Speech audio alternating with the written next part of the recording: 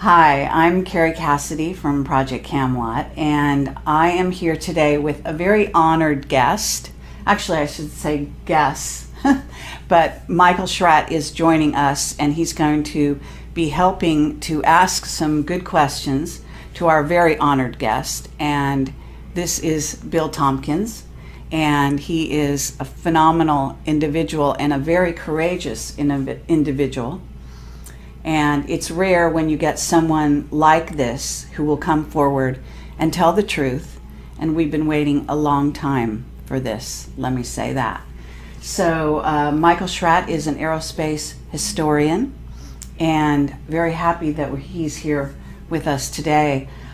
He has a very thorough background in aerospace history, and so that's going to be a lot of help. Actually, you may disagree with me, but I think you might be the first witness to come forward in the area of the secret space program, black projects, and who is actually, in a sense, sanctioned, being backed up by a section of the military, I would say. Now, I don't know if you'd see it like that. I certainly know you're backed up by the Nordics. But I'm talking earthly civilization here. And I think in that case, maybe the Navy is behind bringing you forward. But I don't know if you're actually willing or even able to elaborate on that. But go ahead. Well, actually, it's sort of a situation where I'm still involved with the Navy, and I'm actually having to participate in naval programs. So I'm going to discuss as much as I can. You're going to hit me with some questions, and I won't be able to answer. So I think the easiest way to just start this is to go back to 1942. Actually, for whatever reason, I was selected by some people in the Navy, Naval Intelligence, to essentially be assigned a program to discuss the U.S. Navy secret space operators who have been operating in Germany, trying to understand the tremendously complicated agreement between the SS and the Draco reptilian group who were assisting Germany. So this had actually gotten started much earlier with a very lovely young lady in Germany who was contacted by Nordic people to essentially get her friends to develop the necessary requirements to build a large space transport, get their friends and the family to join into this, and essentially leave the planet and go to another star's planetary system. And this is Maria Orsic. That's correct. And so she actually was doing this from like the late 20s, 1930s. And it ended up in the studies that I got involved in with the information from the operatives, Navy operatives, coming back from Germany into Admiral Ricobata's secret conference room at the top building, Naval Air Station San Diego. He's commander, Naval Air Station San Diego, but he has a hobby, okay? And this hobby is roughly 28, 29 naval operatives who in 1942 and possibly early in 41 were continually going back to Germany and studying all over the different research organizations what it was that the agreement had actually been made with Hitler, the SS, and the Draco reptilian people. Okay, but if this is happening in 41 or 42, the war is not over. The war is still on. But this young lady that we're talking about had been contacted by Nordic people to help her get an organization together with a great deal of extraterrestrial assistance to design a propulsion system, design a vehicle large enough to carry 40, 50,000 people, get in this vehicle and leave the planet. Now the SS was not aware of this. When they found out about this, they took over a group of 1,442 people, which included scientists, it included shoe salesmen, it included farmers, it included top research technicians. All these people were contacted by the Nordic extraterrestrials to assist people in Germany to get a vehicle built. So now we have a whole lot of civilians, nothing to do with the military, and with absolutely no desire to have the military involved in this extraterrestrial event. Okay? Real important. When the SS found out what they were doing, they took over everything that she had structured and organized, all 1,443 people.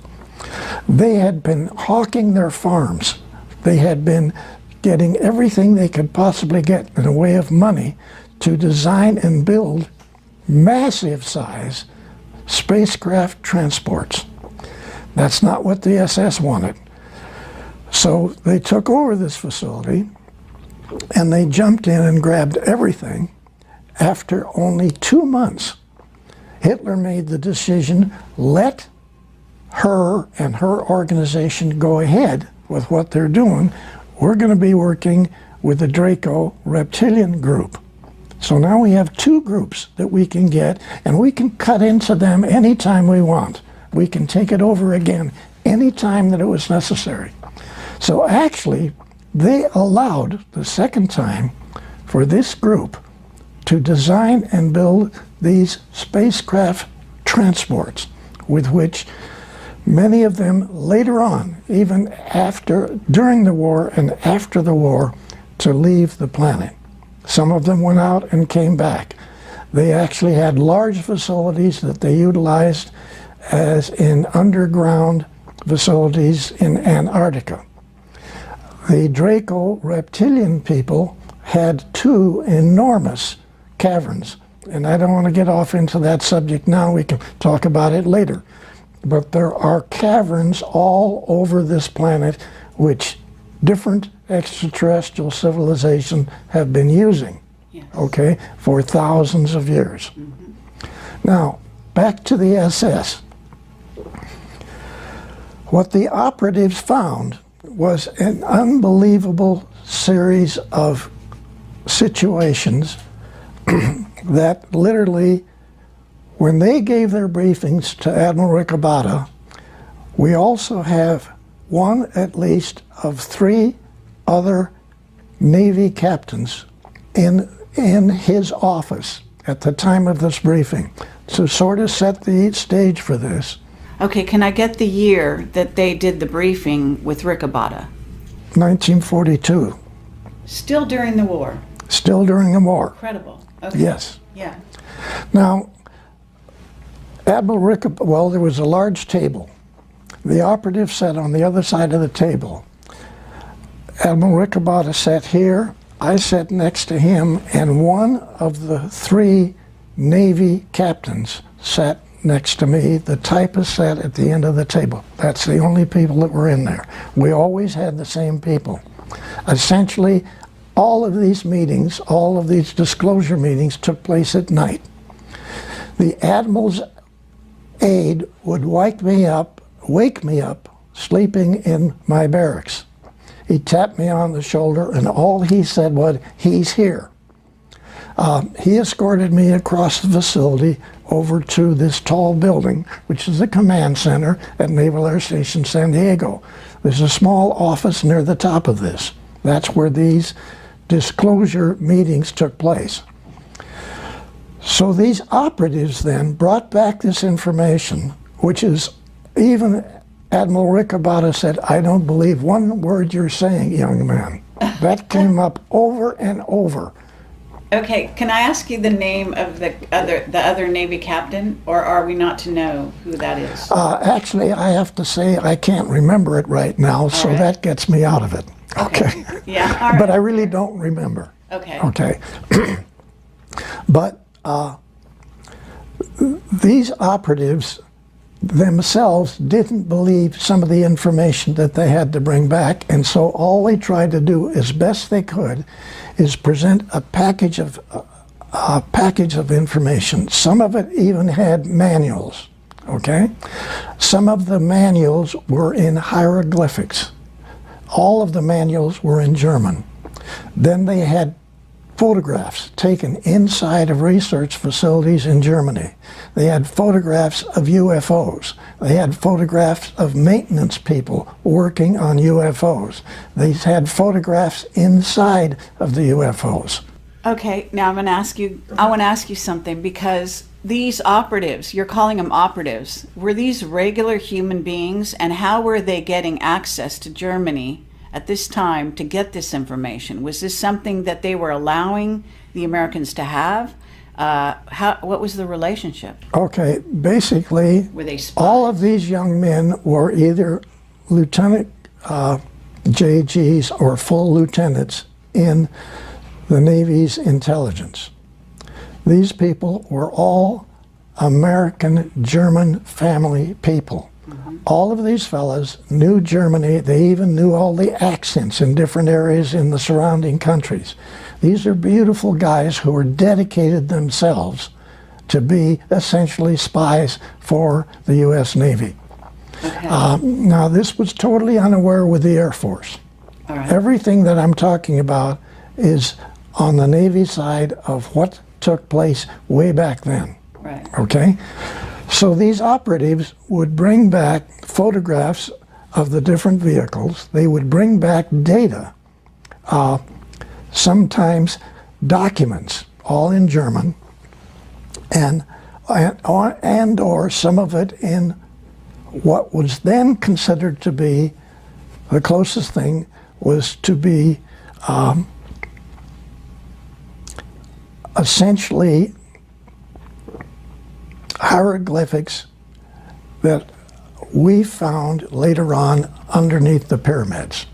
Okay? So that's the best description I can give you of what some of the data was. Obviously, this was information that was not given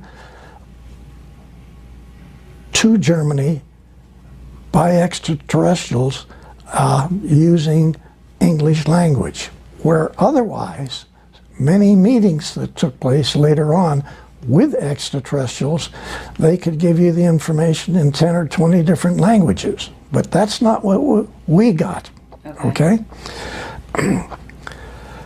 So they would actually attempt to tell this panel everything that they were able to find and what was most important. And we then would take that information, and I had 11 or 12 young ladies who could take this information, which the first girl typed, run copies of, and then put together different, what they called packages, which essentially were proposals, okay? These proposals then were then to be disseminated around the United States in secret facilities. Now, I want to make one point very clear here.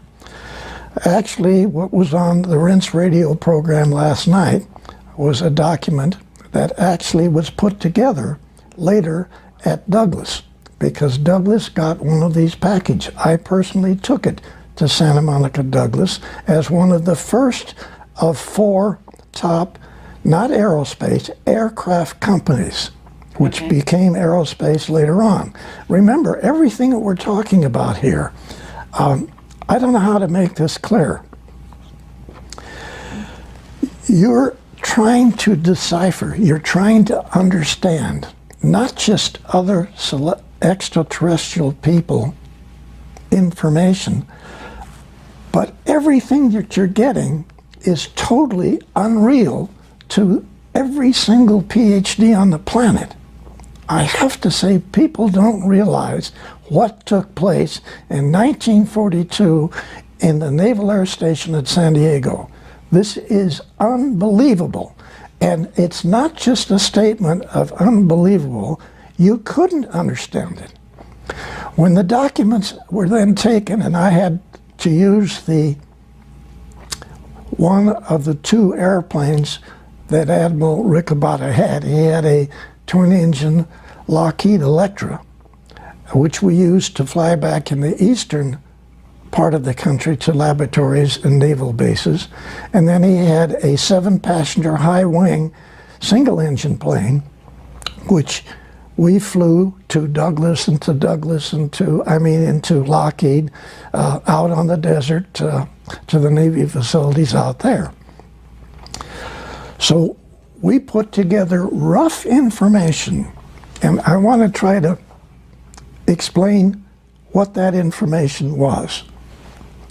All it consisted of was a typed version of what the operative said, copies of that. Okay. Some documents, some photographs, some written notes, like there might be as many as 30 pages of written notes that the operative would give to the admiral.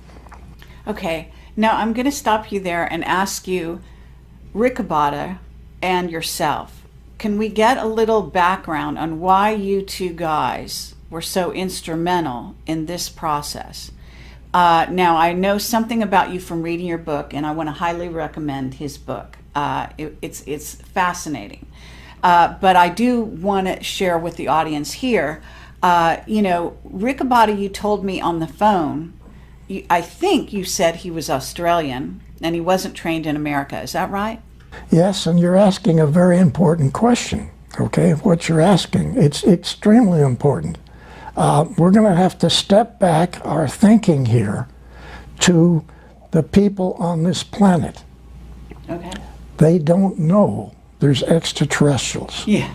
They don't know that there's not just one of them. Maybe we've got thousands. Maybe we got billions of extraterrestrials. The latest number, just recently, we doubled the number again. We now have 200 trillion galaxies out there. Mm-hmm. And to say that we're the only intelligent people in this universe is naive. But the people on this planet were tremendously naive. They had no idea what these naval operatives brought back to what essentially was my delivering of these packages to the 4 top airplane companies, because there wasn't aerospace. Now, back to your specific question.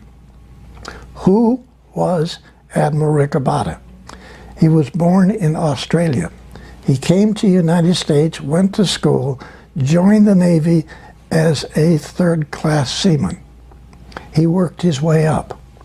Now, what's extremely important about this is that my mission statement working for Admiral Riccobotta was as disseminator of advanced aircraft research, okay?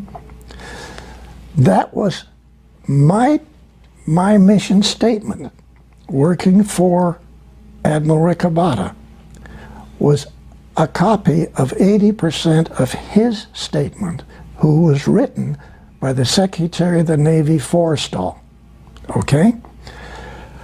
The Nordics contacted Forrestal. I'm saying this, you don't believe it, this is what happened. They contacted Forrestal and had Forrestal selected to initiate this whole thing in the U.S. Navy. Then Forrestal selects an Australian man, two-star Admiral Ricobata, to be the one person to disseminate this data that our Navy intelligence found out what was going on in Germany. And this is staggering because at that time, people don't realize that there's more than one admiral in the Navy. At that time, there was 43 because there's so many areas that need support. Secretary of the Navy Forrestal selected a man who never went to Annapolis. Listen to what I'm saying.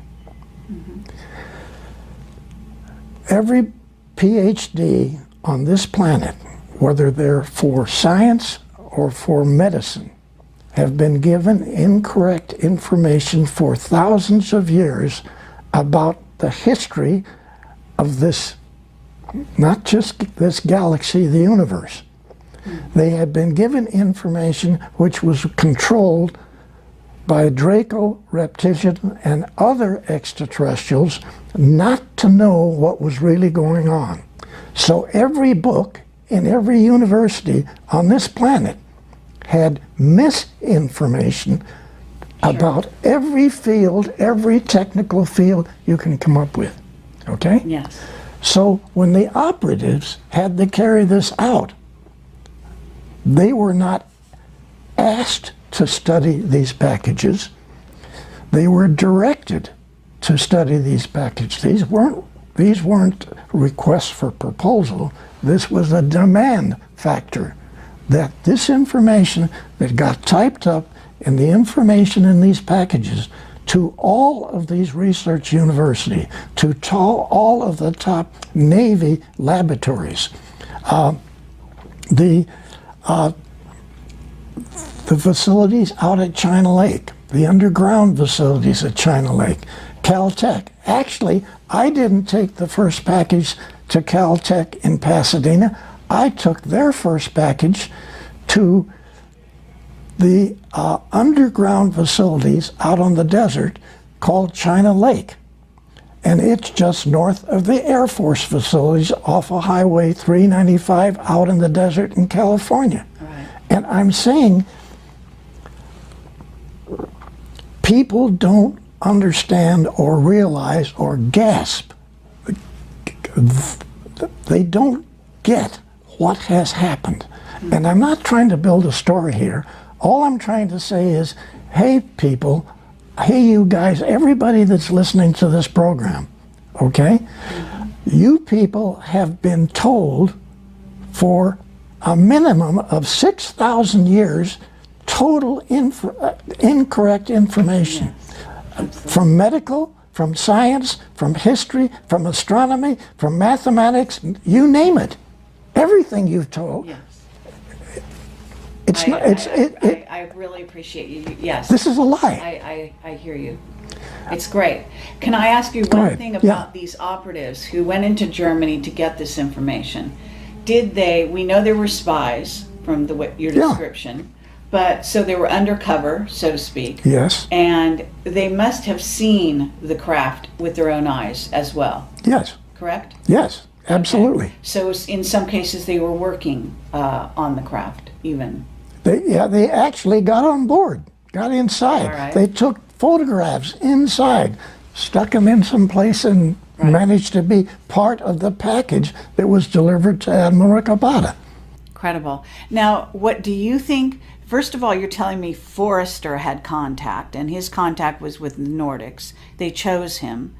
But was Ricobata in contact? Or you said he sat there and just shook his head and said, I don't believe you. So he was not a person who had had any contact himself. You're referring to Admiral Ricobata? Yes. To me, he was selected, period, by the Secretary of the Navy over all of the standard admirals who had been educated in Annapolis. Because he had an open mind. He had a mind that would not have been controlled. by the misinformation that every university on the planet has given. Was that your personal take on him when you met him? No, not when I met him. Later on, this was obvious, okay? But then, who's Billy Tompkins? Why did who selected Tompkins to be on this committee? Right. Because I get pulled out of high school in the first year, halfway through the first year, the Navy pulls me out and puts me through boot camp. And then my orders say, report to Commander so-and-so, Naval Air Station San Diego. I'm only saying, I don't have a doctor's in these degrees that are required for all of these studies. Right. I don't have. Right. But then my mind wasn't clouded with misinformation like the Admiral. Okay? Okay, but to get back to you, and this, we've got this setting of this conference table, and you're sitting next to Rick Abada, and eventually you deliver out all these packages around well, what becomes the secret space program, but the American. And did you take some to Britain? No. I only took facilities to United States secret facilities. All right. Now, right away, I want to hit you with this, and this is important. Okay. Even the document that was on Rinse Radio last night, it's a Douglas document that was put together inside the secret think tank at Douglas, where I went to work many years after the Navy, okay? Because I worked for Northrop and other people. But when I got into Douglas, they put me in this secret think tank. So that document is called,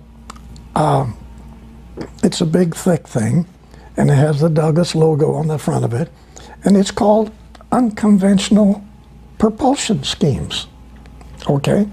And it doesn't have a confidential stamp on it. It doesn't have a secret stamp on it. Everything that we took, I took. I flew in the airplane, in the Admiral's airplane, to Lockheed, to Naval Air Development Center, Warminster, Pennsylvania. I flew to all the top secret facilities. Not one document that was given had classified in any way given to them. Everybody knew it was way above top secret. Yes. No document was stamped. I hear you. Yeah, and I had heard that on one of the other shows.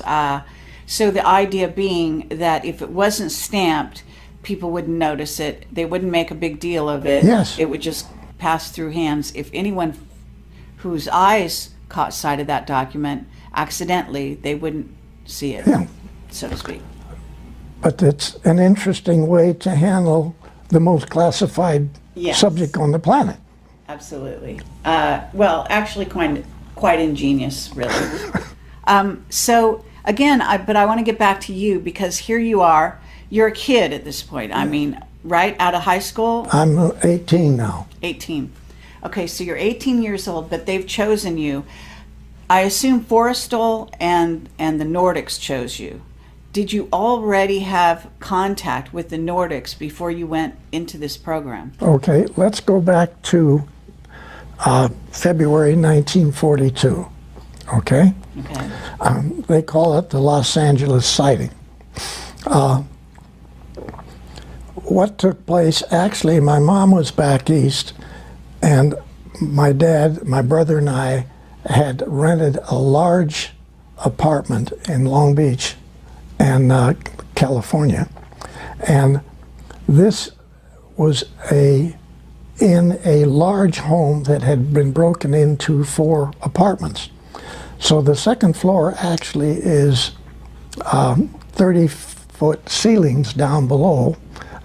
So the second floor then is real high. Okay. And all the way across the back of this house, it's only 4 blocks from the ocean in Long Beach. All the way across the back is a great big balcony deck. So at about 5:30 in the evening one day in 42, my dad says, to my brother and I, who were laying on the floor looking at the newspaper and the magazines, get up and come back here to the deck. So we get up and go out to the deck, and here's this spot, a little spot, okay, just above the trees and just above the rooftops, okay, of the houses that prevent us to see the ocean from this area. Okay. So we're standing there looking at this, and all of a sudden, out of this spot of light came a little beam, and it went like that, sort of about that 60 degrees. And we watched that. Then this beam went straight like this, hit the back of the house, lit up all of the trees, lit up the back, the roofs of all the houses, everything was lit up. And we went back, hit the wall, and then go forward and grabbed the railing, okay? It was gone. It was gone, okay? So we went back, we had dinner, listened to a show on the radio, went to bed. At about 1:30 that night, all of the anti-aircraft guns started firing. We get up, we run outside, and we look at this great big thing. At arm's length, it was that big. It was parked at about 7,000 to 8,000 feet. I'd been a Navy pilot, flew almost everything that the Navy had. I knew what the altitude was. I knew what this thing was. There was 8 searchlights on the bottom of this vehicle. Bang, bang, bang. All these shells were bursting on the bottom of this vehicle on a continuous basis for 1 hour and 30 minutes. Just parked right there. Now, all around it, above it, different vehicles were coming. This lasted... This is the Battle of L.A. you're describing. This is the Battle of Los Angeles, okay? But at that time, you were still a kid, right? Yeah. So you hadn't been a Navy pilot yet. No, no, no. But now, later on, you were able to remember what you saw and know that it was these... I knew what the altitude was. I somehow knew this altitude, okay? Oh, really? Yes. And later on, I did. I flew almost every plane that the Navy had. So the craft that you said there was because there's a newspaper picture. I don't know if that's really the real thing. The newspaper was not a good demonstration of what took place. All right. Now, what I'm trying to say in evaluating what happened in this sighting,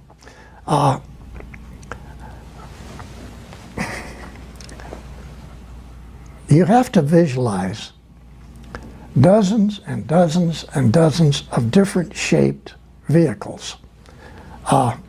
This great big one parked right above you, right over Long Beach, okay? Everybody is outside looking at this and watching it. There's vehicles going on both sides of it, there's vehicles above it, and several times, actually the vehicle went underneath and the anti-aircraft gun lights, the searchlights, shined on them and followed them. So this goes on till about 2:30. We get bored. We all go back to bed. Okay? We get bored. Well, no, hold on. Just wait a minute. Hold on. Okay? We get bored. Yeah. Now, while this is happening, and it goes on until 5 o'clock in the morning, many of the other people outside, okay, outside watching this from the street, yeah, stayed up all night long. Yeah. Okay, but better than a movie. Okay, no, wait a minute. Just listen now, on the other side of your planet, at this same time, the Germans were bombing London. Oh, wow. Oh my gosh. Holy cats, this is February 1942.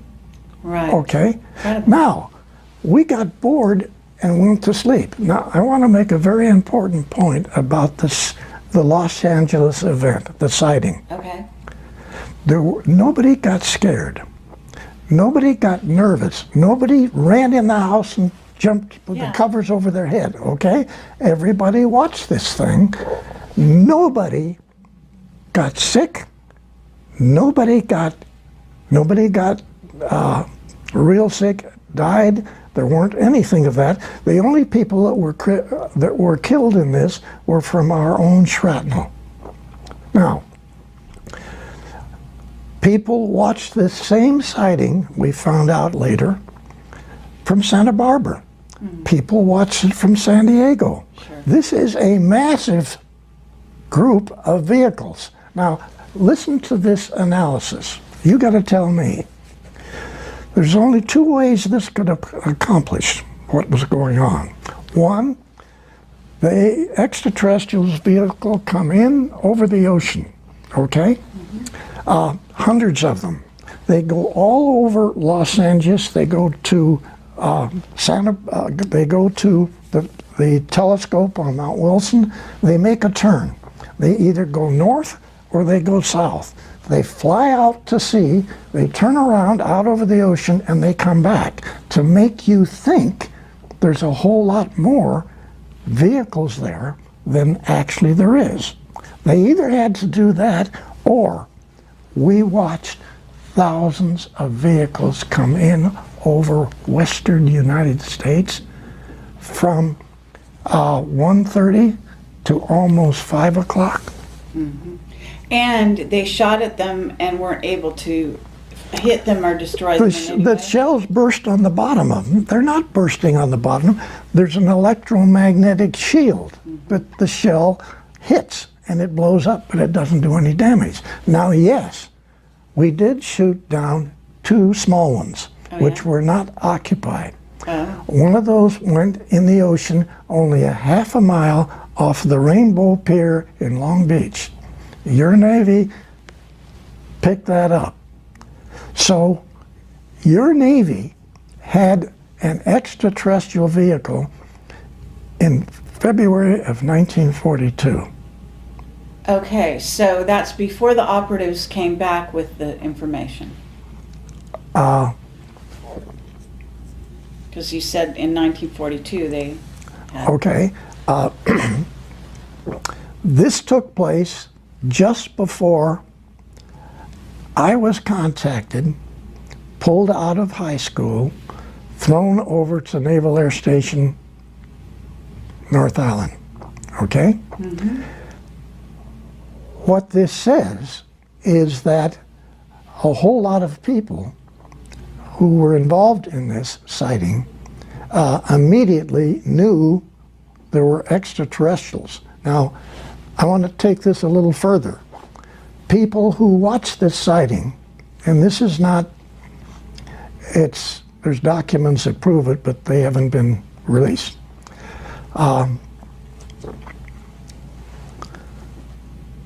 2 Navy admirals, 2 Army Air Corps generals, and an individual whose name is Donald Douglas Sr. Those 5 people were in meetings that evening. They were still in meetings. They watched this whole thing. They watched everything. And bang, extraterrestrials. No cover-up. They're real, okay? So those fellows got together. Okay. Just a second. Douglas then put this group together, the 2 admirals, the 2 Army generals, Air Force generals, Okay. and they put together a group of people and initiated a secret think tank inside of Douglas, actually within 1 week of the sighting.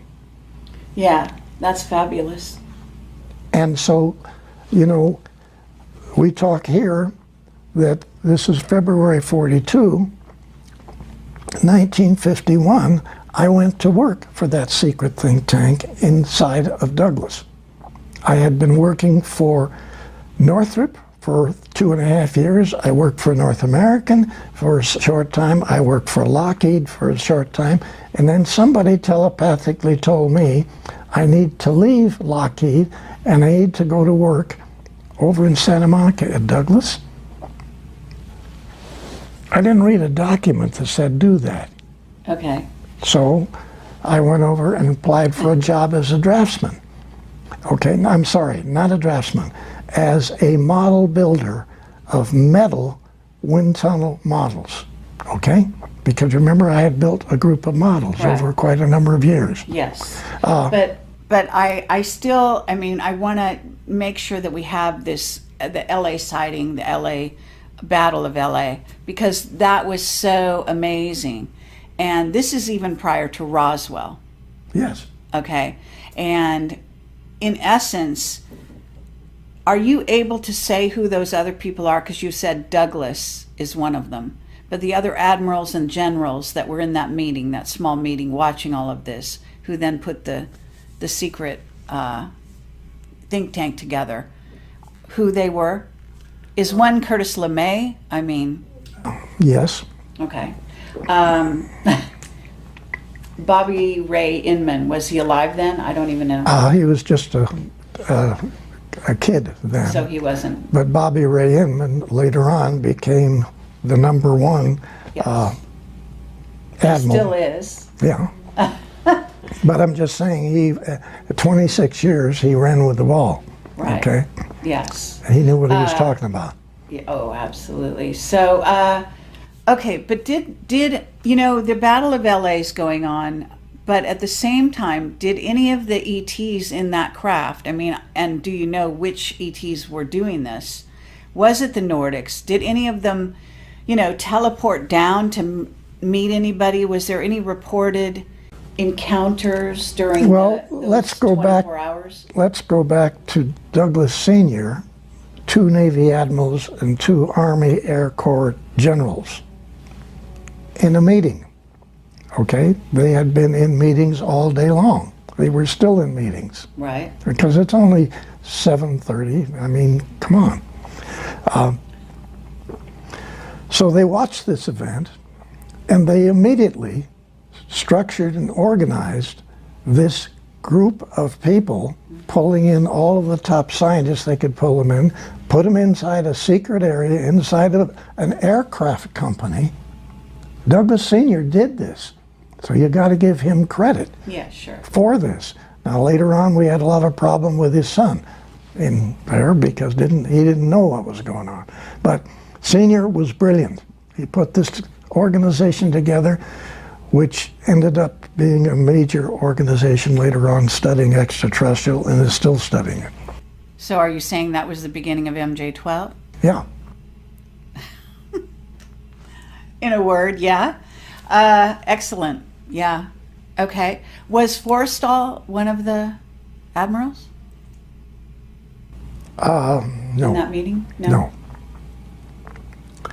Was Rickenbacker? No. So, are you able to tell me the other players in that room? What we know the beginning of MJ-12, actually. We know some of these players. Vannevar Bush? No. I just assumed sort of sidestep that. Carmen? Yeah. I could go on. Yeah. Okay, I just assumed. All right, fine. Kept no that problem. one aside. Okay, so we've got that, but you didn't answer my question. Was anyone having contact? Any high-level people contacted even before the event happened, in fact? Okay. My understanding on this was that nobody came down, nobody talked to the people that were in these vehicles, but probably thousands of people telepathically got information, okay? Okay. So the bells were rung in hundreds and hundreds and hundreds of people. And you were one of them? I just happened to be one of them, I think. I can't prove it, but somehow... Well, I mean, this is a good time to ask you. I mean, are there other guys like you? Because you yes, seem very to be definitely. one of a kind. Yeah, no, there's a lot of other people. There's a lot of guys like you in Yes. this secret space program who were somehow contacted and have had special guidance and knowledge on how to build and what to do. Yeah? Yes, yes. Others. Yes. And have you met them? Really, I've only met three other individuals of what are probably hundreds. Okay. Really? And they're all quiet to this day. yes. Now, I think one of the thrusts that you probably have, and that many people now are hoping that the disclosure information will get these people to come out and talk about their involvement. Sure. Okay? Right. That's what collectively we're all trying to do. Mm-hmm. Because there's many areas that I don't know about and that I was not involved in, which are extremely important. And those people working in this subject know this. And they're not just aerospace engineers. These are top physicists in universities, okay? Okay. And they're top designers in aerospace companies. And they've had the information put in their head too. But for whatever reason, almost everybody that knows the information has been in some way put in the position that either their family has been threatened, they have been threatened, and they don't want to talk. And okay, well then before we go on, why are you able to come forward? okay, Who gave you the green light? okay, I can't answer that. All I can say is that the easiest way for me to say what I'm saying is my association with 3 Nordic people in Douglas on the Apollo program, okay? I worked with these guys, 2 young ladies and 2 really good-looking Nordic guy. All right. And so working with the 3 of them for 3.5 years on the Apollo program, who all 3 denied that they were Nordics. But everybody that was anybody in engineering knew they were, okay? I never said they were. They never said they were. But if you can just try to visualize, I had 170 top engineers on the Apollo program working for me, okay? I was engineering section chief at Douglas. I had, I guess, worked my way up.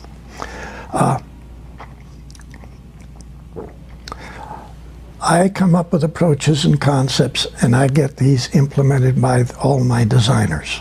Yes. Where did some of my ideas come from? I have this very nice looking young lady who never stops kidding. It's fun to go to work. Mm-hmm. She never stops kidding. She's always sticking it in and turning it. And not just that, but she's always stuffing things in my head. Mm-hmm. So, like when I presented this complete redesign of the Apollo program to Dr. Von Braun and Dr. Debus at Redstone Arsenal, one of the most classified facilities on the planet. Yeah. I had a 6-foot by 6-foot model in a great big box put on the DC-7 to fly down to the Redstone Arsenal, okay? Yes. I rented a truck There weren't inside or closed trucks available. The only one that they had just board sides on it. So here is this great big gray box that could be a nuclear bomb. I drive this thing, and I've never driven the gears on this in my life. I'm in a 3-piece business suit. I'm driving this truck with this bomb box And you in the just back. drive it onto the base or something, And right? wait just a second. Now, my secretary had told me before I left, I've typed you an authorization as an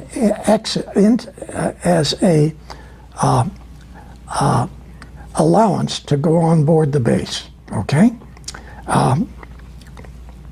You're never going to use it, okay? I said, you're gonna get on base and you're not going to have anybody bother you, okay? So yes, I'm driving this truck a long straight road to get to the gates of the base.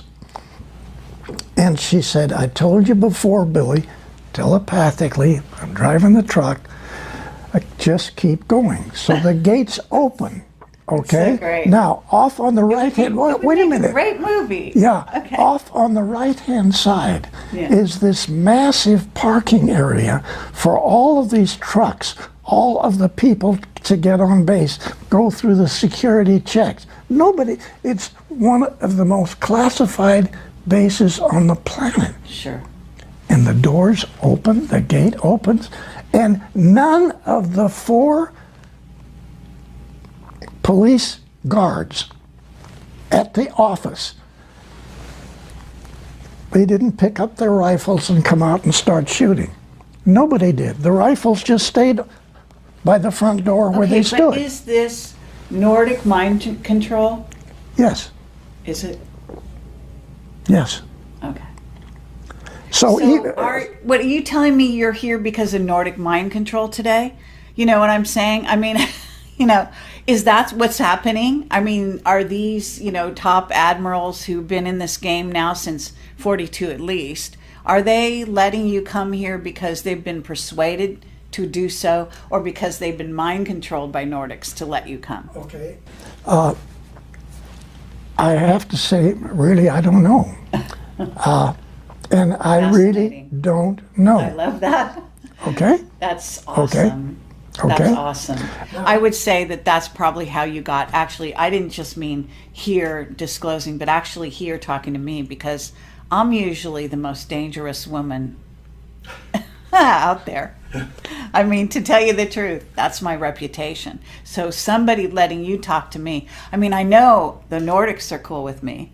So now I know why you're here, because, You just answered it. all right. Okay? Yeah. Now, while we're still not believing the gates to open, I drive this truck through a massive base that's covered with trees. You can't see the sky, okay? You can't see where this tall building is that Von Braun's tower is. Right. I finally get to this. I drive right up. There's 3 levels of steps going up if you come as a guest. That you can go into the back and drive in the back and get in there. So tell me why, 4 security guards come down the steps carrying a big rectangular dolly with 4 wheels. Okay? Yeah. I haven't said anything to them. They come over to the truck, Right. I'm out of the truck. They take the boards off the side, lay them down on the concrete. They pick up this model and they put it on this dolly. Why was that dolly available? Sure. I'm asking. Nordic mind control again. Okay? So they carry this big box with the model in it, the command center for launch of Apollo, which nobody in NASA knows even exists. Because remember, that's my concept of what you've watched on TV every time you watch an Apollo mission. That great big facility. Well, we got a lot of questions about that. But just a second. Our contract on the S-4B stage of the Apollo, the command stage section, okay? Right. Requires us to utilize a open hangar with doors on both ends of it to check out our facility, our stage, and then assemble it on top of a outside assembly area, okay? This is insane because we've got the most advanced circuits that have ever been designed for the entire computerized operation of Apollo. Because remember, Germany was all mechanical. They did not use computers. Even back in those days. Back in those days. Now, this facility then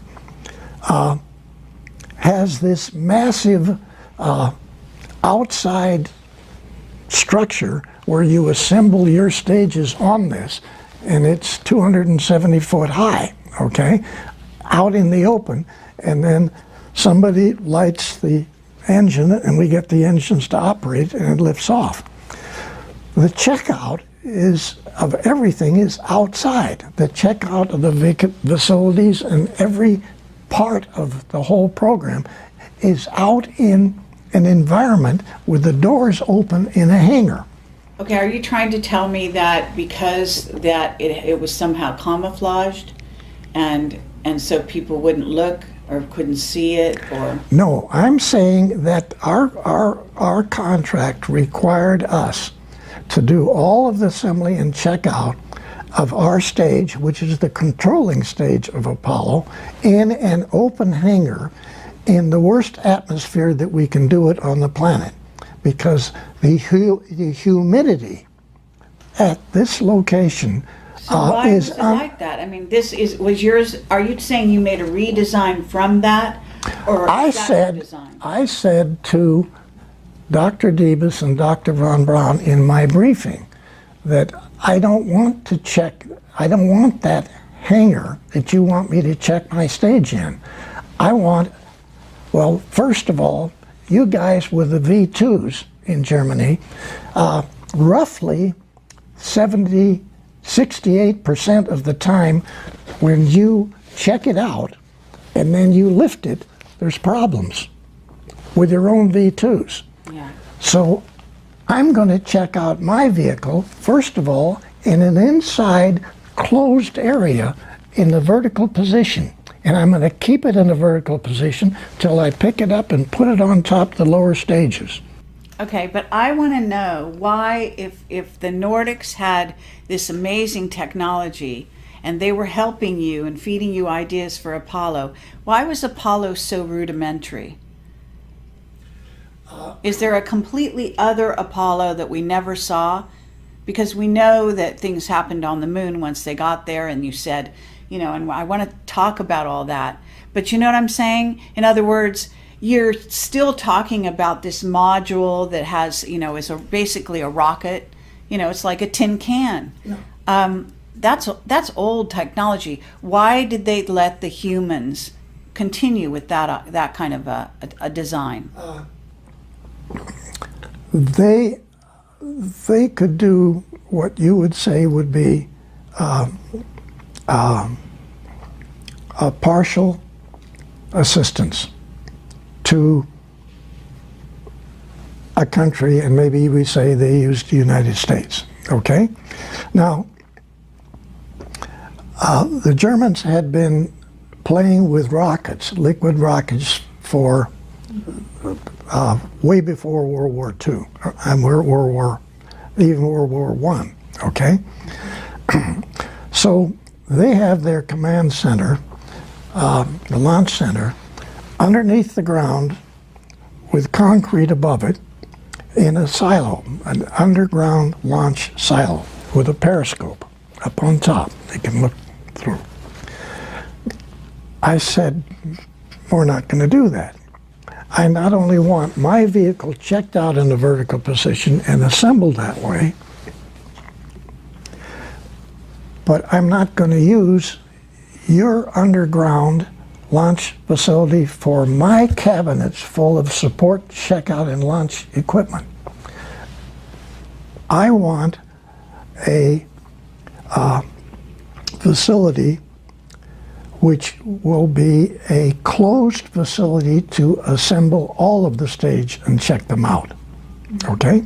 So my proposal to Debus and Dr. Von Braun was build a vertical assembly building, people. Okay? Oh yes, it will be the biggest facility space-wise of any building on the planet. Who cares? This is what we need.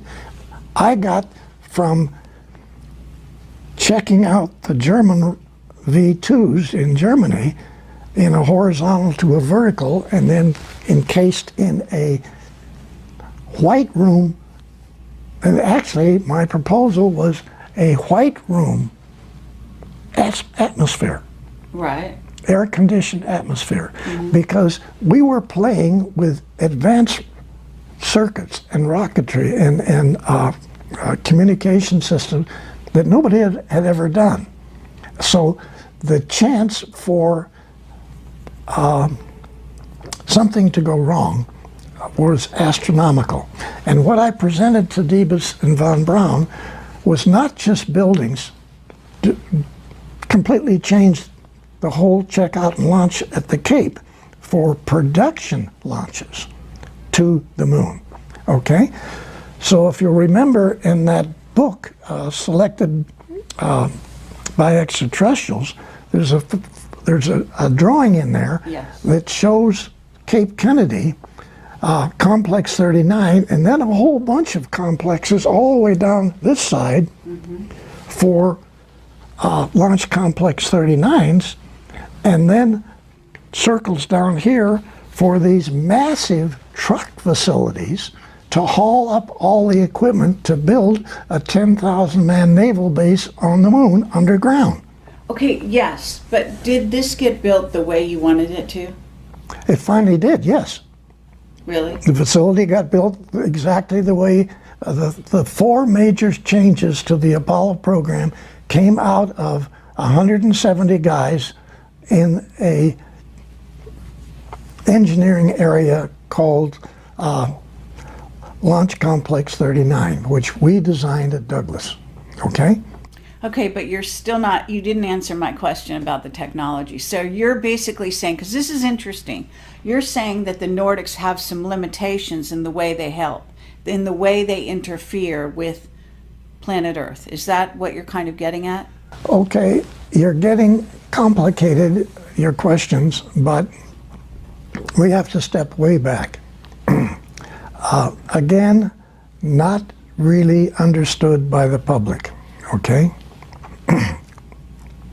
Yes, there are Federation facilities out in the galaxy where other extraterrestrials get together, and there's many different missions for many different types of programs. But we'll talk about one of them, which cruises the galaxy, and it has as many as 30 different extraterrestrial civilization people on board. It looks like the moon, okay? But it's a planet. I mean, it's not a planet, it's a vehicle. Right. Okay. So this cruises the galaxy. Is it a Dyson sphere or not? The what? Is it called a Dyson sphere? That's one term, but actually, we're getting more complicated. I need to answer your question. When we got to the moon, we found out a lot of surprises, okay? The Draco reptilians were already there. And we knew because we had probes when we went, non-manned probes that we sent around the moon. So we knew there were facilities on the backside. We knew a whole lot that people didn't talk about. But we were in a position where this moon is not a moon, okay? It's not your moon in the first place. Actually, This is not your planet. This is their laboratory. Okay? Right. Okay, the Dracos, you mean, or the reptilians? Draco-reptilian / reptilian. And I'm going to ask you what they all look like and all that, you know, at some point. Okay. Because I know. Okay, let's get to when it was. Was it Neil Armstrong landed on the moon, and he said that thing that you heard him say, and Michael wants to get real specific about this. So basically there were 7 huge craft there, and you said on one of the shows out there, you said that the reptilians actually showed up beneath their craft and they gave the finger. Okay, they were parked around the side of the crater. Yeah. Okay, they were not parked on it, they were floating above it. Okay, yeah. So there were hundreds of these 9-foot reptilian guys standing with their legs. Hundreds. Yeah, they were all the way across the underneath their vehicles, okay, standing so on the 9 crater. feet, and what do they look like?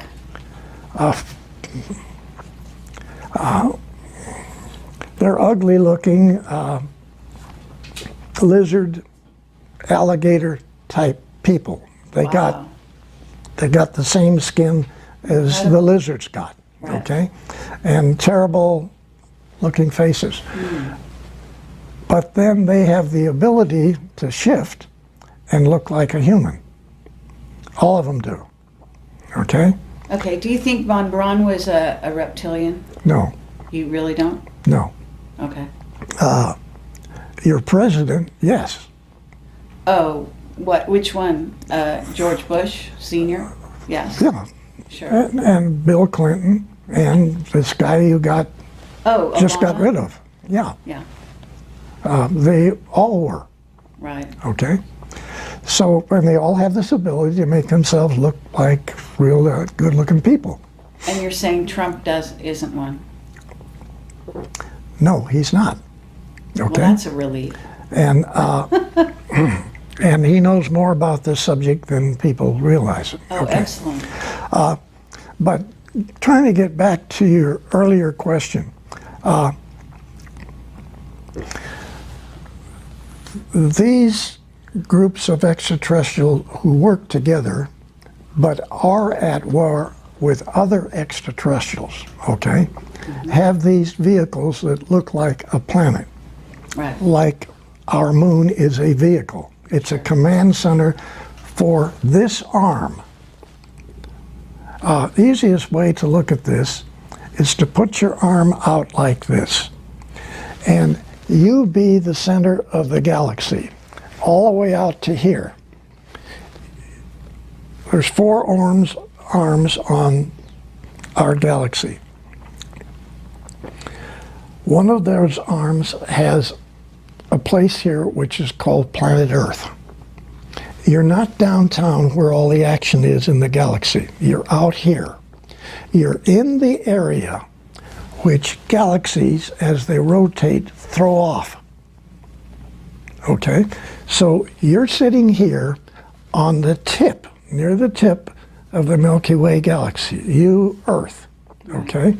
And what you need to do is visualize you are not Earth people. Okay? You are extraterrestrials, nice guys out there.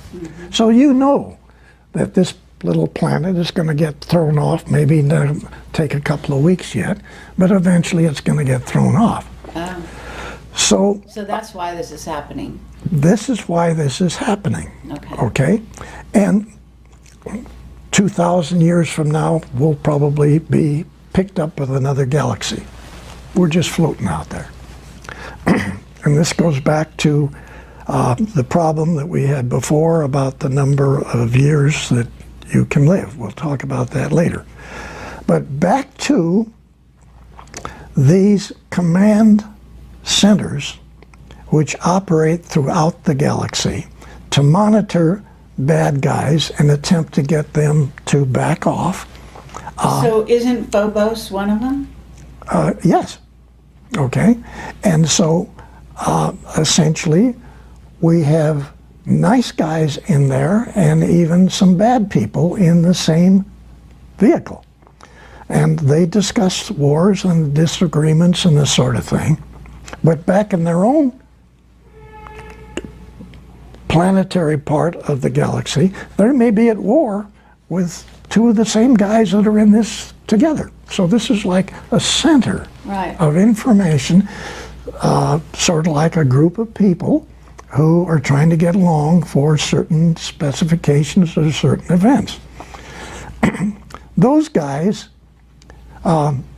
control your planet, your moon, because your moon is a command center for this region of the galaxy, not just the solar system. That's small potatoes, okay?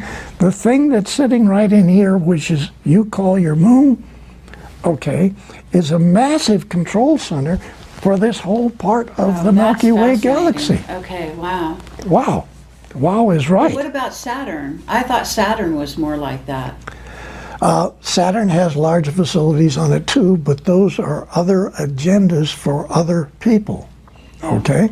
Some of which we have, okay? Because we have mining companies. Let's take North American Aviation. Sure. Los Angeles Airport. That's where North American Aviation is, okay? And you've seen on my block diagrams that are in my book what systems engineering really is, what controls the secret think tanks, okay? Instead of a book or a document to do this, I came up with block diagrams. We have to have one of those. We're going to need one of these, and we're going to need this for just the start of the program. As we get into this, we're going to change the phases of it into 4 different phases: concept phase, definition phase, acquisition phase, and operational phase. So now that's a 10-foot long piece of paper that's a foot high, and it has every single block diagrams that are required to initiate that space program. Okay? Every single one is in there. So those documents then are used in different manners to develop ICBMs. So I came up with a concept for really space concept. The military then used those for development of ICBMs and other weapon systems. The initiation of that is to understand our position on our association with extraterrestrials. That's what the block diagram is for. All these events that have to take place to interface with extraterrestrials. What do you mean? Okay, that's very complex, what you just said. It is very complicated. So you're talking about yourself having a diagram, having been the person who creates a diagram that the entire, sort of maybe all the militaries are going to follow, that's going to diagram out our relationships with these, with the rest of the ET we've races? used what turned out later to be a standard requirement, this block diagram thing, for every weapon system that any of the military has, whether it's Air Force, Navy, Marines, doesn't make any difference. Your company designing whatever, go back to the Pentagon and you propose a weapon system. You're going to have to be, if you get that proposal, you're going to have to be controlled by this 375 document, which I came up with for the Apollo program, and I submitted that to Von Braun, and that was one of the 4 programs of changing the entire NASA program. Okay, so the first use of this was for ICBMs. I took that system and defined the entire Apollo program and the missions, because they had several missions. My group in the secret think tank came up with 44 separate missions, extended till to the year 2000, 1999. So the Apollo program was supposed to not just go to the moon, pick up the rocks, take the photographs, and come back. Yeah, the Apollo program was to take us out into our solar system, build naval stations on every habitable planet or its moon, okay? Right. And then the next phase was to go to the 12 closest stars, Alpha Centauri being the first, put naval stations, bases on all of its planets, except we stopped that one because it had 2 suns and the radiation factor was not, we couldn't do it. But 11 other stars, the 11 closest stars to you, okay? And you're saying it's been done? And I'm saying that's what we plan on doing. Okay, you planned starting with Apollo, and you planned That is up the to Apollo mission. 1999. No, This was that it. is the Apollo Oh, mission. that's just Apollo. Okay. Did it happen? No, It got stopped, right? yeah, And it got stopped by the reptilians. yeah, they said no.